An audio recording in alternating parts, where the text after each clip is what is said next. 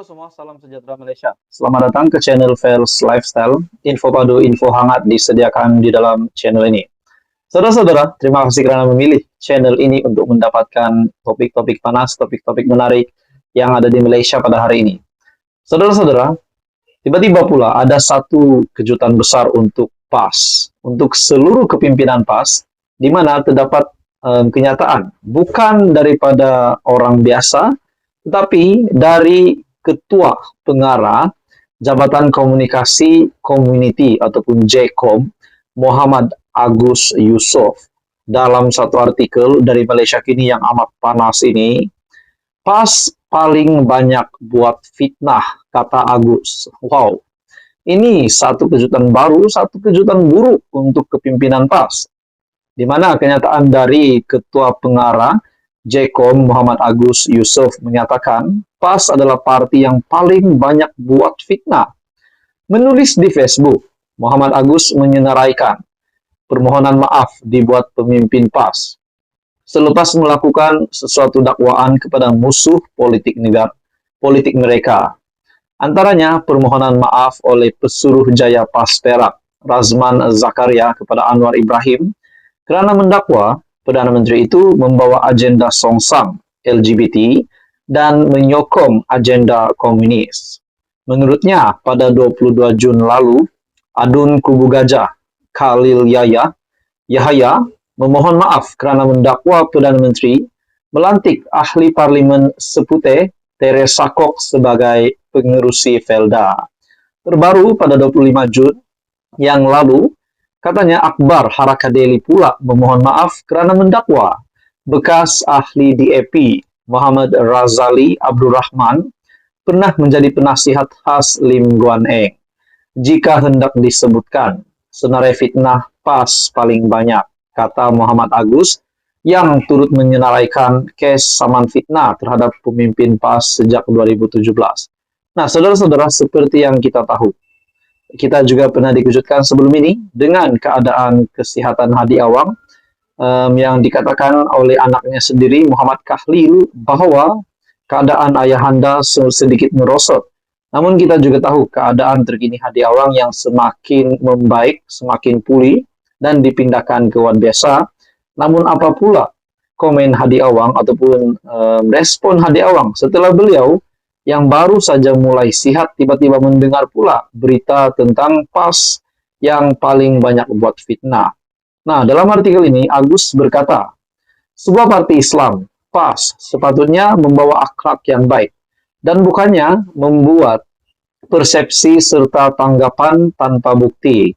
Tidak setuju, kritiklah, jangan berkempen berunsur fitnah, perkauman, penghinaan, dan unsur-unsur yang bercanggah dengan nilai Islam, katanya. Menurutnya, perbuatan itu menjadi semakin berleluasa setiap kali menjelang pilihan raya.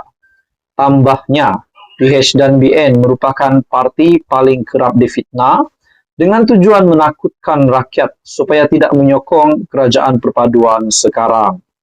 Misalnya, katanya DAP didakwa mengancam kedudukan Melayu Islam, dituduh mahu menukar Malaysia menjadi republik serta menghapuskan raja berperlembagaan dan Islam sebagai agama rasmi tanpa merujuk kepada mana-mana pemimpin PAS. Muhammad Agus berkata, tugas ulama sepatutnya menjadi contoh dan teladan kepada bukan Islam. Kerja ulama menyeru orang supaya beriman, jauh dari mungkar, buat kebaikan, tunjukkan contoh kepada bangsa lain dengan akhlak yang baik supaya Islam dipuji dan dihormati. Demi generasi masa depan, hentikan politik fitnah, ia budaya politik kotor dan keji. Fokus kepada usaha membina Malaysia yang lebih baik, katanya, yang menyeru golongan muda menolak politik fitnah. Nah, bukan menyeru golongan muda ataupun mana-mana pihak menolak PAS, tetapi menolak politik fitnah. Nah, saudara-saudara, setelah kenyataan dari Agus ini, adakah ini boleh memberi kesan yang besar maupun kesan yang kecil, impak yang besar ataupun impak yang kecil kepada parti PAS, di mana PRN pula tiba-tiba ataupun PRN yang bakal menjelang pada tahun ini yang diadakan di 6 buah negeri. Dan PRN juga akan dilangsungkan tidak lama lagi. Adakah ini menjadi salah satu kesan kepada PAS untuk menang ataupun mungkin untuk PH yang menang. Nah, saudara-saudara, apa komen Anda? Teruskan bersama di dalam channel ini untuk info yang seterusnya. Mohon bantu channel ini dengan menekan butang like. Anda boleh share video ini supaya ramai yang tahu tentang ini dan juga tekan butang subscribe. Salam sejahtera Malaysia, tuan-tuan dan puan-puan. Selamat datang ke channel Fels Lifestyle. Kembali lagi dalam satu lagi topik yang mengejutkan ramai, satu lagi berita yang tergempar satu Malaysia dengan pemergian ataupun kematian yang pasti mengejutkan ramai, kematian yang mengejutkan Malaysia. Saudara-saudara, artikel ataupun media telah mengesahkan kedua-dua ataupun dalam artikel dari cosmo.com.my, dua jemaah haji meninggal dunia pada hari Jumaat. Ini pasti satu lagi berita menyedihkan ramai.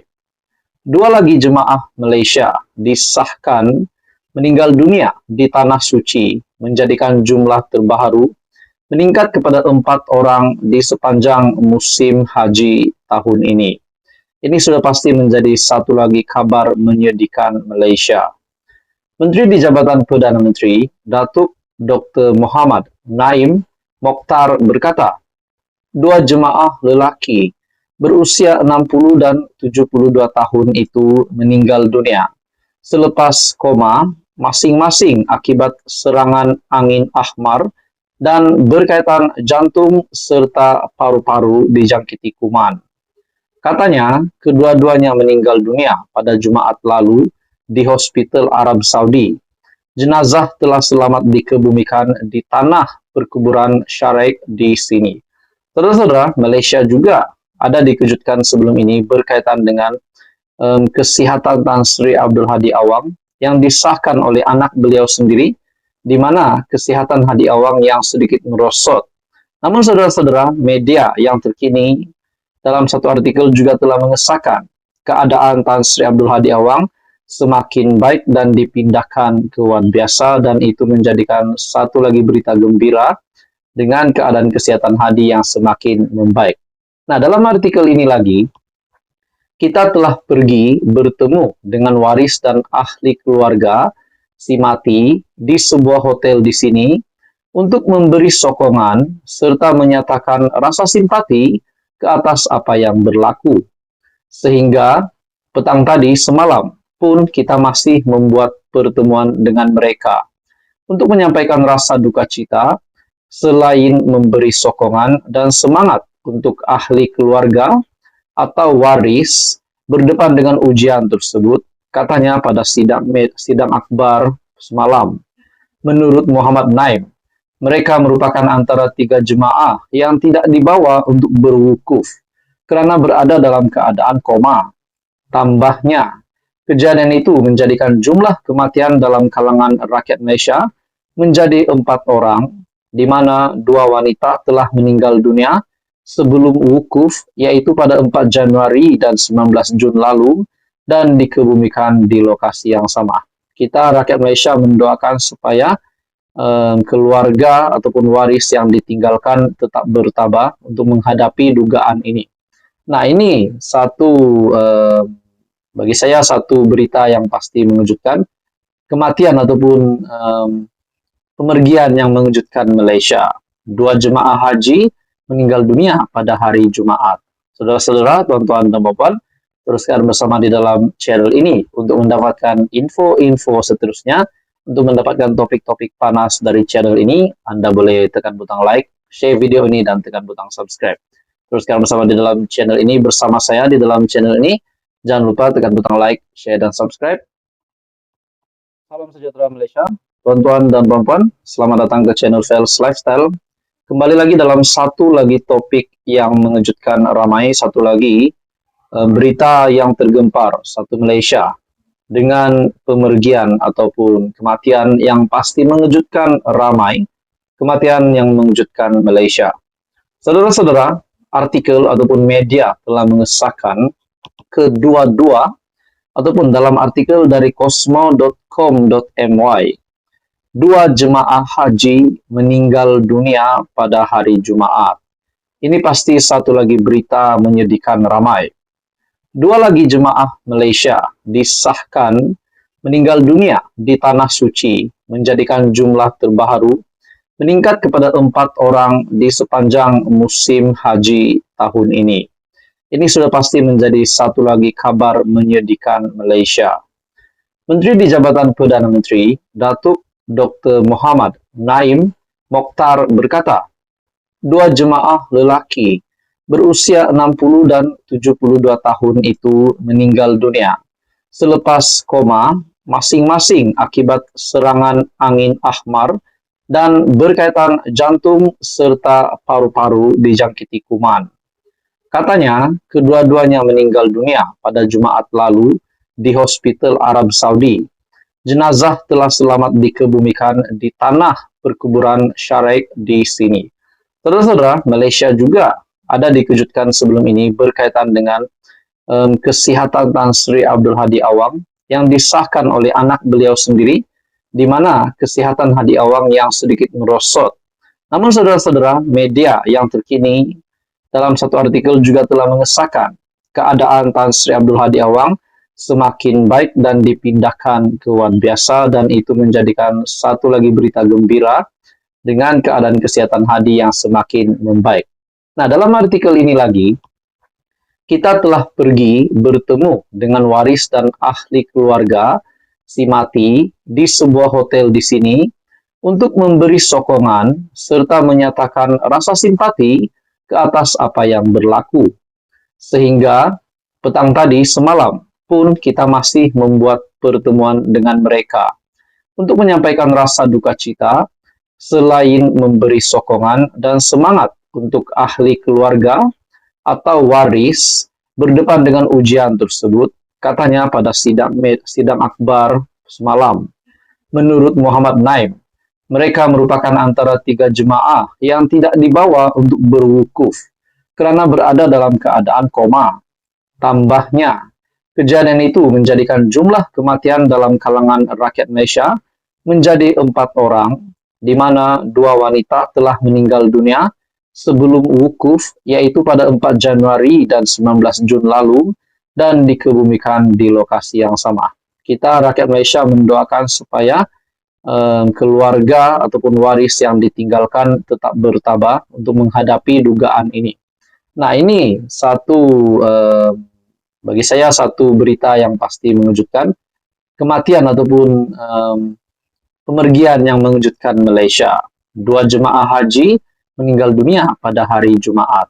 Saudara-saudara, tuan-tuan dan puan, teruskan bersama di dalam channel ini untuk mendapatkan info-info seterusnya. Untuk mendapatkan topik-topik panas dari channel ini, Anda boleh tekan butang like, share video ini, dan tekan butang subscribe. Teruskan bersama di dalam channel ini bersama saya di dalam channel ini. Jangan lupa tekan butang like, share, dan subscribe. Halo semua, salam sejahtera Malaysia. Selamat datang ke channel Fels Lifestyle. Info padu, info hangat disediakan di dalam channel ini. Saudara-saudara, terima kasih kerana memilih channel ini untuk mendapatkan topik-topik panas, topik-topik menarik yang ada di Malaysia pada hari ini. Saudara-saudara, tiba-tiba pula ada satu kejutan besar untuk PAS, untuk seluruh kepimpinan PAS, di mana terdapat kenyataan bukan daripada orang biasa, tetapi dari Ketua Pengarah Jabatan Komunikasi Community ataupun JKOM, Muhammad Agus Yusof. Dalam satu artikel dari Malaysia Kini yang amat panas ini, PAS paling banyak buat fitnah, kata Agus. Wow, ini satu kejutan baru, satu kejutan buruk untuk kepimpinan PAS. Di mana kenyataan dari Ketua Pengarah JKOM Muhammad Agus Yusof menyatakan PAS adalah parti yang paling banyak buat fitnah. Menulis di Facebook, Muhammad Agus menyenaraikan permohonan maaf dibuat pemimpin PAS selepas melakukan sesuatu dakwaan kepada musuh politik mereka. Antaranya permohonan maaf oleh Pesuruh Jaya PAS Perak, Razman Zakaria, kepada Anwar Ibrahim kerana mendakwa Perdana Menteri itu membawa agenda songsang LGBT dan menyokong agenda komunis. Menurutnya, pada 22 Jun lalu, Adun Kubu Gajah Khalil Yahya memohon maaf kerana mendakwa Perdana Menteri melantik ahli parlimen Sepute, Teresa Kok sebagai pengerusi Velda. Terbaru pada 25 Jun yang lalu, katanya Akbar Harakadeli pula memohon maaf kerana mendakwa bekas ahli DAP Muhammad Razali Abdurrahman pernah menjadi penasihat khas Lim Guan Eng. Jika hendak disebutkan, senarai fitnah PAS paling banyak, kata Muhammad Agus, yang turut menyenaraikan kes saman fitnah terhadap pemimpin PAS sejak 2017. Nah, saudara-saudara, seperti yang kita tahu, kita juga pernah dikejutkan sebelum ini dengan keadaan kesihatan Hadi Awang yang dikatakan oleh anaknya sendiri, Muhammad Kahlil, bahwa keadaan ayahanda sedikit merosot. Namun kita juga tahu keadaan terkini Hadi Awang yang semakin membaik, semakin pulih, dan dipindahkan ke ward biasa. Namun apa pula komen Hadi Awang ataupun respon Hadi Awang setelah beliau yang baru saja mulai sihat tiba-tiba mendengar pula berita tentang PAS yang paling banyak buat fitnah. Nah, dalam artikel ini Agus berkata, sebuah parti Islam, PAS, sepatutnya membawa akhlak yang baik dan bukannya membuat persepsi serta tanggapan tanpa bukti. Tidak setuju, kritiklah, jangan berkempen berunsur fitnah, perkauman, penghinaan, dan unsur-unsur yang bercanggah dengan nilai Islam, katanya. Menurutnya, perbuatan itu menjadi semakin berleluasa setiap kali menjelang pilihan raya. Tambahnya, PH dan BN merupakan parti paling kerap difitnah dengan tujuan menakutkan rakyat supaya tidak menyokong kerajaan perpaduan sekarang. Misalnya, katanya DAP didakwa mengancam kedudukan Melayu Islam, dituduh mahu menukar Malaysia menjadi republik, serta menghapuskan raja berperlembagaan dan Islam sebagai agama rasmi, tanpa merujuk kepada mana-mana pemimpin PAS. Muhammad Agus berkata, tugas ulama sepatutnya menjadi contoh dan teladan kepada bukan Islam. Kerja ulama menyeru orang supaya beriman, jauh dari mungkar, buat kebaikan. Tunjukkan contoh kepada bangsa lain dengan akhlak yang baik, supaya Islam dipuji dan dihormati. Demi generasi masa depan, hentikan politik fitnah, ia budaya politik kotor dan keji. Fokus kepada usaha membina Malaysia yang lebih baik, katanya, yang menyeru golongan muda menolak politik fitnah. Nah, bukan menyeru golongan muda ataupun mana-mana pihak menolak PAS, tetapi menolak politik fitnah.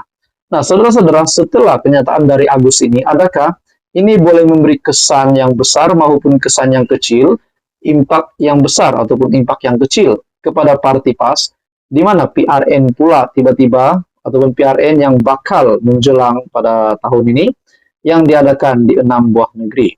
Dan PRN juga akan dilangsungkan tidak lama lagi. Adakah ini menjadi salah satu kesan kepada PAS untuk menang ataupun mungkin untuk PH yang menang? Nah, saudara-saudara, apa komen Anda? Teruskan bersama di dalam channel ini untuk info yang seterusnya.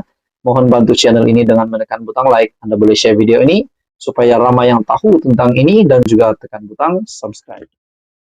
Halo semua, salam sejahtera Malaysia. Selamat datang ke channel Fels Lifestyle. Info padu, info hangat disediakan di dalam channel ini. Saudara-saudara, terima kasih kerana memilih channel ini untuk mendapatkan topik-topik panas, topik-topik menarik yang ada di Malaysia pada hari ini. Saudara-saudara, tiba-tiba pula ada satu kejutan besar untuk PAS, untuk seluruh kepimpinan PAS, di mana terdapat kenyataan bukan daripada orang biasa, tetapi dari Ketua Pengarah Jabatan Komunikasi Komuniti ataupun JKOM, Muhammad Agus Yusof. Dalam satu artikel dari Malaysia Kini yang amat panas ini, PAS paling banyak buat fitnah, kata Agus. Wow, ini satu kejutan baru, satu kejutan buruk untuk kepimpinan PAS, di mana kenyataan dari Ketua Pengarah JKOM Muhammad Agus Yusof menyatakan PAS adalah parti yang paling banyak buat fitnah. Menulis di Facebook, Muhammad Agus menyenaraikan permohonan maaf dibuat pemimpin PAS selepas melakukan sesuatu dakwaan kepada musuh politik mereka. Antaranya permohonan maaf oleh Pesuruhjaya PAS Perak, Razman Zakaria kepada Anwar Ibrahim kerana mendakwa Perdana Menteri itu membawa agenda songsang LGBT dan menyokong agenda komunis. Menurutnya, pada 22 Jun lalu, Adun Kubu Gajah Khalil Yahaya memohon maaf kerana mendakwa Perdana Menteri melantik ahli parlimen Seputeh Teresa Kok sebagai pengerusi Felda. Terbaru pada 25 Jun yang lalu, katanya Akbar Harakadeli pula memohon maaf kerana mendakwa bekas ahli DAP Muhammad Razali Abdurrahman pernah menjadi penasihat khas Lim Guan Eng. Jika hendak disebutkan, senarai fitnah PAS paling banyak, kata Muhammad Agus, yang turut menyenaraikan kes saman fitnah terhadap pemimpin PAS sejak 2017. Nah, saudara-saudara, seperti yang kita tahu, kita juga pernah dikejutkan sebelum ini dengan keadaan kesihatan Hadi Awang yang dikatakan oleh anaknya sendiri, Muhammad Khalil, bahwa keadaan ayahanda sedikit merosot. Namun kita juga tahu keadaan terkini Hadi Awang yang semakin membaik, semakin pulih, dan dipindahkan ke ward biasa. Namun apa pula komen Hadi Awang ataupun respon Hadi Awang setelah beliau yang baru saja mulai sihat tiba-tiba mendengar pula berita tentang PAS yang paling banyak buat fitnah. Nah, dalam artikel ini Agus berkata, sebuah parti Islam, PAS, sepatutnya membawa akhlak yang baik dan bukannya membuat persepsi serta tanggapan tanpa bukti. Tidak setuju, kritiklah, jangan berkempen berunsur fitnah, perkauman, penghinaan, dan unsur-unsur yang bercanggah dengan nilai Islam, katanya. Menurutnya, perbuatan itu menjadi semakin berleluasa setiap kali menjelang pilihan raya. Tambahnya, PH dan BN merupakan parti paling kerap difitnah dengan tujuan menakutkan rakyat supaya tidak menyokong kerajaan perpaduan sekarang. Misalnya, katanya DAP didakwa mengancam kedudukan Melayu Islam, dituduh mahu menukar Malaysia menjadi republik, serta menghapuskan raja berperlembagaan dan Islam sebagai agama rasmi, tanpa merujuk kepada mana-mana pemimpin PAS. Muhammad Agus berkata, tugas ulama sepatutnya menjadi contoh dan teladan kepada bukan Islam. Kerja ulama menyeru orang supaya beriman, jauh dari mungkar, buat kebaikan. Tunjukkan contoh kepada bangsa lain dengan akhlak yang baik supaya Islam dipuji dan dihormati. Demi generasi masa depan, hentikan politik fitnah, ia budaya politik kotor dan keji. Fokus kepada usaha membina Malaysia yang lebih baik, katanya, yang menyeru golongan muda menolak politik fitnah. Nah, bukan menyeru golongan muda ataupun mana-mana pihak menolak PAS, tetapi menolak politik fitnah. Nah, saudara-saudara, setelah pernyataan dari Agus ini, adakah ini boleh memberi kesan yang besar maupun kesan yang kecil, impak yang besar ataupun impak yang kecil kepada parti PAS, di mana PRN pula tiba-tiba ataupun PRN yang bakal menjelang pada tahun ini yang diadakan di 6 buah negeri. Dan PRN juga akan dilangsungkan tidak lama lagi. Adakah ini menjadi salah satu kesan kepada PAS untuk menang ataupun mungkin untuk PH yang menang? Nah, saudara-saudara, apa komen Anda? Teruskan bersama di dalam channel ini untuk info yang seterusnya. Mohon bantu channel ini dengan menekan butang like. Anda boleh share video ini supaya ramai yang tahu tentang ini dan juga tekan butang subscribe.